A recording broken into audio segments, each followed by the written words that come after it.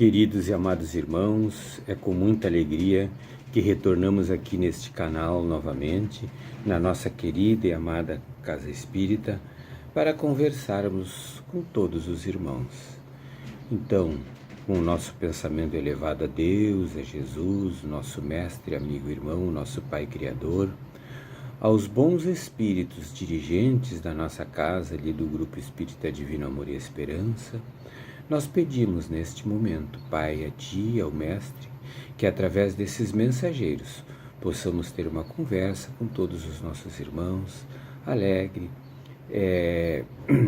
educativa, elucidadora, e que Teus bons fluidos, Pai do Mestre, sejam distribuídos em todos os lares do nosso país, do nosso estado, da nossa cidade, mas te pedimos especialmente para esses irmãos trabalhadores da nossa casa e aqueles que tanto também necessitam de uma paz espiritual e de um conforto.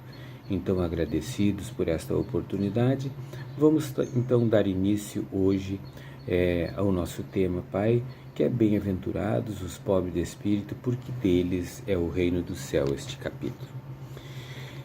E nós vamos falar então que esse pequeno estudo hoje tem o objetivo de esclarecer a necessidade de se combater o orgulho e o egoísmo, os quais são as consequências práticas desses atos, e então é necessário explicar primeiro o que Jesus quis dizer com pobres de espírito.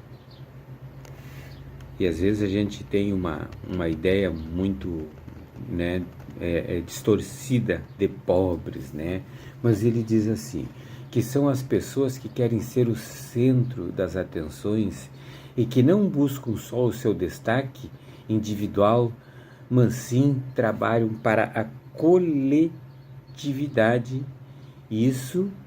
mesmo que isso venha a incomodar suas próprias vidas. Então são aquelas pessoas que não querem ser o centro das atenções e que não buscam só o seu destaque individual, mas sim trabalham para a coletividade, mesmo que isso venha incomodar a sua própria vida, ou seja, que lhe cause alguns percalços, mas ela não importa. O importante é o resultado que tenha a coletividade totalmente junto.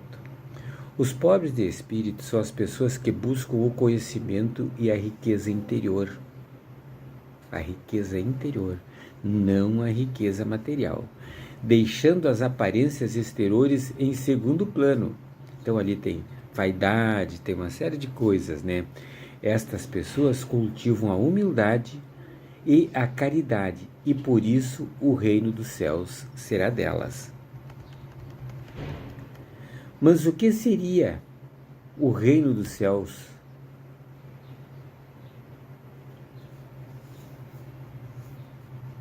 Então o Mestre Jesus diz assim, os céus é para os simples. Jesus ensina que ninguém será, que nós não conseguiremos entrar no reino dos céus efetivamente, naquela paz, nessa tranquilidade, sem a simplicidade de coração e a humildade de espírito. Sem sermos simples e humildes.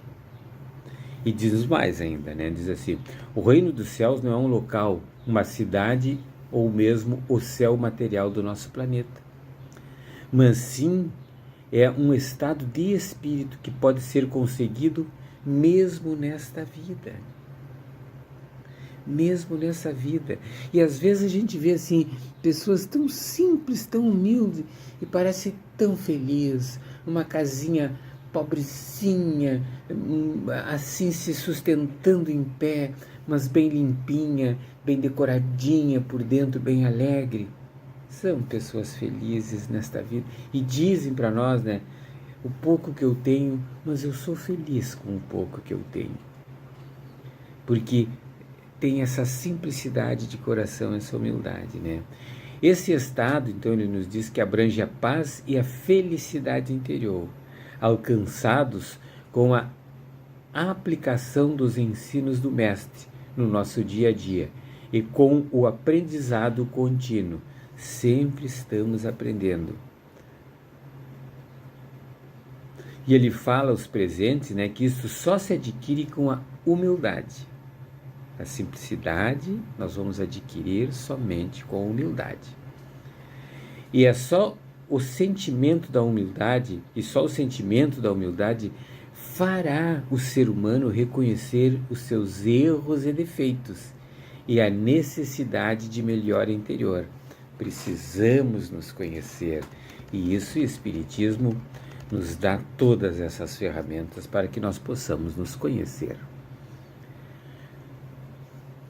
Mestre falou ainda nesse assim, graças te dou a ti, Pai, Senhor do céu e da terra, porque não revelaste, né, a todos. Ele deixa assim, não é que não revela, ele deixa através do Espiritismo esta revelação para que todos possam ter, mas ele não deixa só para os sábios e prudentes, mas também revela os simples. E quem se interessa pela humildade, pela mudança, por não querer mostrar seu exterior, é o simples, né? O simples não se importa com o exterior. Nesta passagem, Jesus dá graças ao Pai porque ele esconde, ou seja, ele não mostra, assim, não deixa só como se os doutos tivessem a oportunidade de saber, né? Que aqueles que se julgam sábios, né? Conhecimentos espirituais, ele não deixa só para os conhecimentos espirituais, para aqueles que se julgam sábios e prudentes, e os revelou aos simples e pequeninos, porque Jesus faz isso, que sábio naquela época tinha a conotação de sabichão, de ser o dono da verdade, né? Ligando mais o orgulho de se possuir em certo conhecimento intelectual. Então ele se ligado mais o orgulho, né, de se possuir certos conhecimentos naquela época intelectual, mas que não era necessariamente verdadeira sabedoria. Só temos posse do conhecimento intelectual quando nos posicionamos com humildade perante a vida e as leis que regem. Porque realmente, às vezes, eu acho que eu sou o dono do conhecimento, mas é a minha verdade, que não pode ser a verdade, que às vezes não é a verdade do outro, né? Então, a gente veste aquela roupagem, né, para se esconder atrás, às vezes, de um falso conhecimento que a gente diz que ter. Então, só tomamos posse do conhecimento intelectual quando nos posicionamos com humildade perante a vida e as leis que a regem. Diga que só assim iremos transformar em sabedoria a informação intelectual que temos.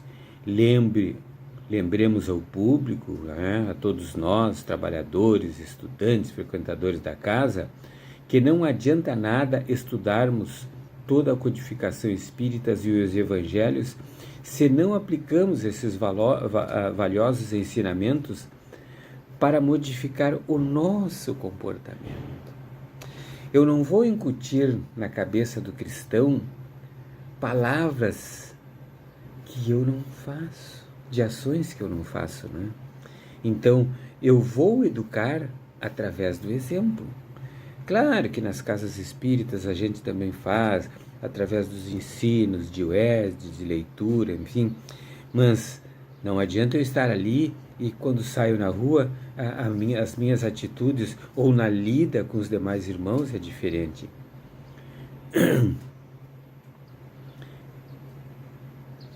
É para isso, então, que nós reafirmamos mais uma vez, precisamos cultivar dentro de nós a humildade e a fé racional. E o Espiritismo vem confirmar a teoria do exemplo ao mostrar que os grandes no mundo dos espíritos são os que foram pequenos na Terra e que frequentemente são bem pequenos os que foram grandes e poderosos. E aí tem algumas histórias, né? Mas a gente não, nesse momento, né?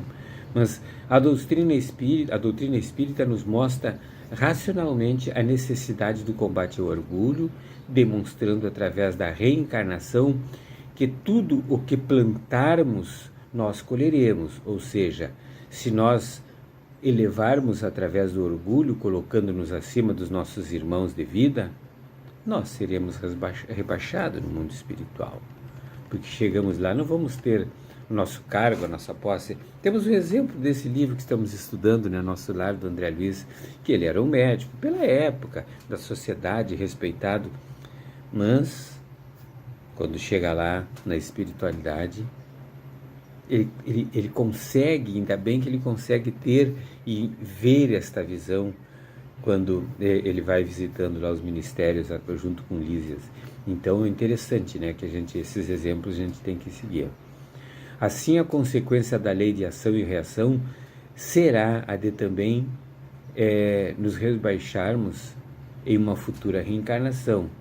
Não vamos diminuir nossos conhecimentos, nosso entendimento, mas vamos ter que ser humildes naquela condição, né? Daí surgem as dificuldades e os problemas que não entendemos, porque os temos, mas que têm sua origem em nossos atos pretéritos. Só se, ao contrário, nós nos posicionarmos de uma forma humilde perante a vida e nossos irmãos, durante a vida, né? Se nós nos posicionarmos nesta condição humilde e também aos nossos irmãos, seremos grandes no mundo espiritual. Numa próxima reencarnação, não existirá o sofrimento. Não é que a gente, né, essa grandeza que a gente fala é essa questão da paz, da luz, da fé, da esperança que a gente tem. Então, da humildade, da simplicidade que a gente tem. Por isso que, então, falamos assim, seria essa a grandeza, né? Saliente que os grandes do mundo material, que algum dia poderá ser um de nós, devem também agir com humildade e simplicidade, né? Então a gente salienta isso, né? Tratando-os que dependem deles com respeito e misericórdia, fazendo jus à responsabilidade que Deus concedeu ao dinheiro, né? Transformar em oportunidade para as pessoas. Mostremos que os objetivos da nossa vida aqui na Terra só será atingido com a humildade. Este objetivo é o aprendizado através das mais variadas oportunidades que a experiência reencarnatória nos oferece, seja vivenciando os problemas, as dificuldades e mesmo as mais banais satisfações diárias. Então, a gente tem que ter esse cuidado, né, para que essas satisfações banais, diárias assim, a gente tenha que enfrentá-las, né?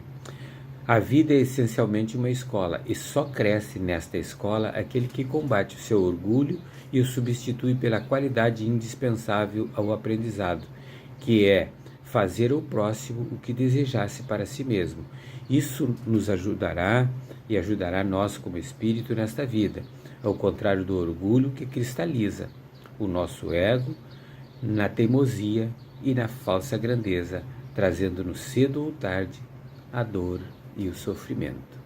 Que possamos então, queridos e amados irmãos, levar este estudo, esta dissertação de hoje para os dias da nossa vida, que possamos entender que a paz, que a humildade, que a harmonia que fazem parte da nossa bagagem espiritual, e quando retornarmos à espiritualidade, que possamos ter nas nossas bagagens, então, a paz, a harmonia, a humildade, o amor, o discernimento, a compreensão e a fé. Que tenhamos uma boa semana de muita paz e muita luz. Que assim seja.